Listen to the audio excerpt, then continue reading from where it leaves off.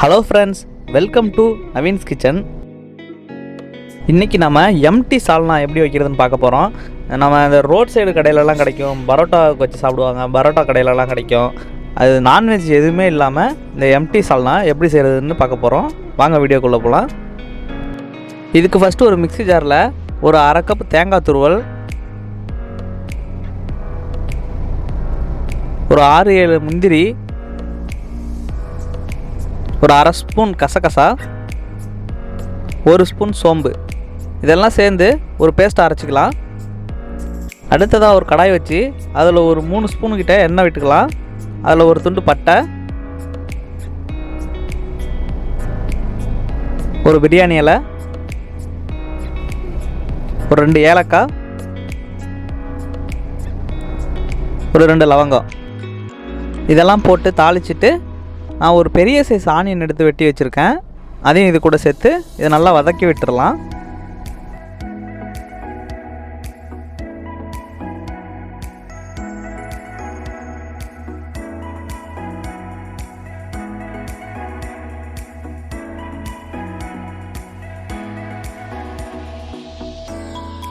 வெங்காயம் நல்லா வதங்கின பிறகு அது கூட ஒரு 2 ஸ்பூன் இஞ்சி பூண்டு பேஸ்ட்டு சேர்த்துக்கலாம்.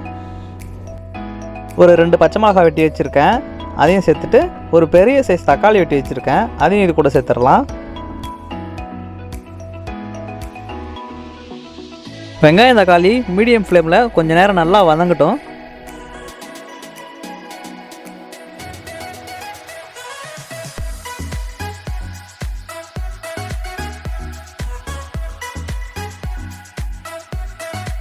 வெங்காயம் தக்காளி வதங்கின பிறகு ஒரு அரை ஸ்பூன் மஞ்சத்தூள்,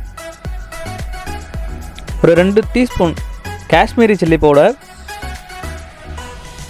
ஒரு ஸ்பூன் மல்லித்தூள், ஒரு 1/2 டீஸ்பூன் கரம் மசாலா. இந்த மசாலாவெல்லாம் சேர்த்துட்டு கொஞ்சம் தண்ணி ஊற்றி இந்த மசாலாவை கொஞ்சம் நேரம் வேக வச்சிடலாம்.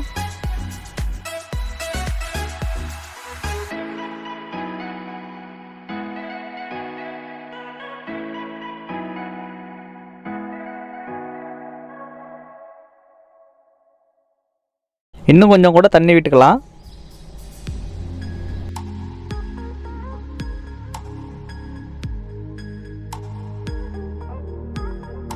இது ஒரு பக்கம் வெந்துக்கிட்டு இருக்கட்டும். அடுத்ததாக ஒரு சின்ன பவுலில் ஒரு 1.5 ஸ்பூன் கடலை மாவு எடுத்து அதில் கொஞ்சமாக தண்ணி விட்டு லம்ஸ் இல்லாமல் நல்லா மிக்ஸ் பண்ணி, சுத்தமாக கட்டியே இல்லாத அளவுக்கு நல்லா மிக்ஸ் பண்ணி இதை தனியாக எடுத்து வச்சுக்கலாம்.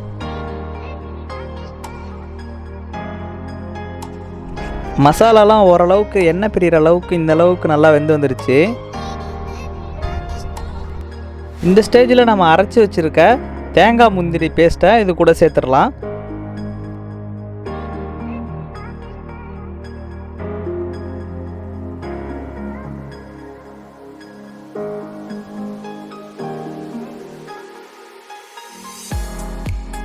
கொஞ்சம் நிறையா ஊற்றிட்டு ஒரு கைப்பிடி அளவு புதினா தழை போட்டுடலாம்.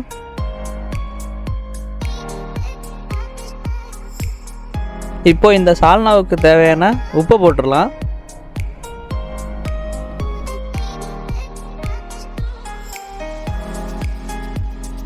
நல்லா கொதிச்சிருச்சு. இப்போ அந்த கடலை மாவை சேர்த்துடலாம். ஃபைனலாக இது கூட நம்ம 1 ஸ்பூன் சிக்கன் மசாலா சேர்த்துக்கலாம்.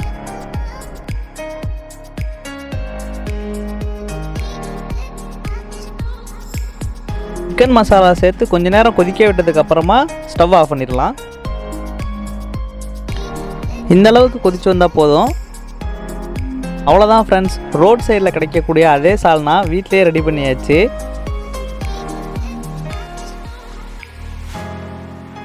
இந்த ரெசிபி உங்களுக்கு பிடிச்சிருந்தா லைக் பண்ணுங்கள், ஷேர் பண்ணுங்கள், மறக்காமல் நம்ம சேனலை சப்ஸ்கிரைப் பண்ணுங்கள்.